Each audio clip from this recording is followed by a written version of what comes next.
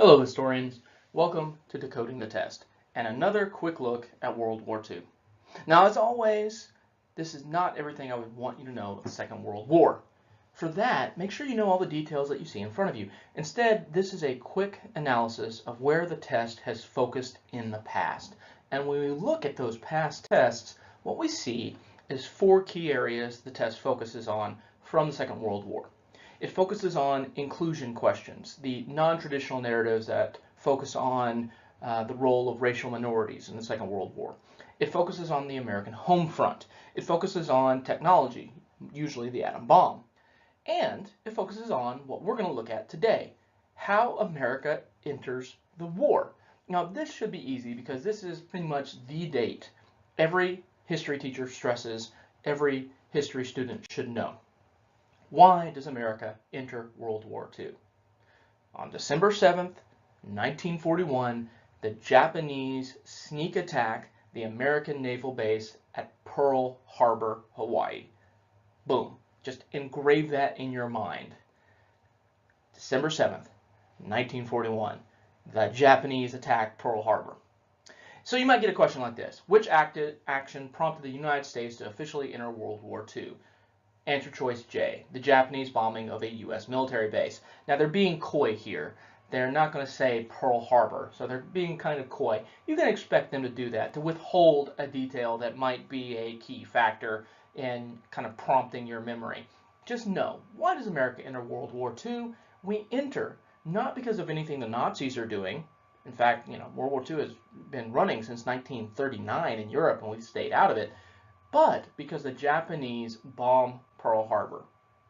Okay, you might get a question on why the Japanese bombed Pearl Harbor.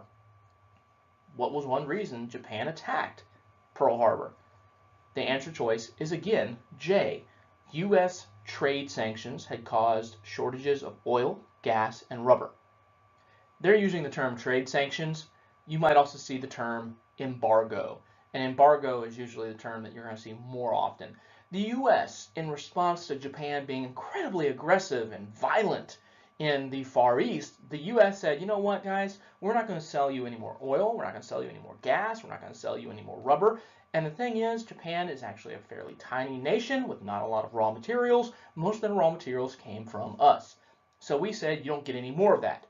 It was from that point on that the Japanese decided that a war with the United States was inevitable. So you might need to know that origin of the war is the American embargo. Now, finally, you might get a question about before Pearl Harbor. Here you got a quote from Franklin Roosevelt, and he's talking about how in the modern world, it's impossible for any nation to isolate itself. And that word isolate is important. Before World War II, America is incredibly isolationist. We want nothing to do with the outside world. And even when Hitler attacks in 1939, when he attacks Poland and kicks off World War II, we really want nothing to do with that. The American citizen, the average Joe on the street, cares not a bit. He doesn't really like Hitler, but does he want to go fight them? Not at all. Not at all. President Roosevelt had a different view.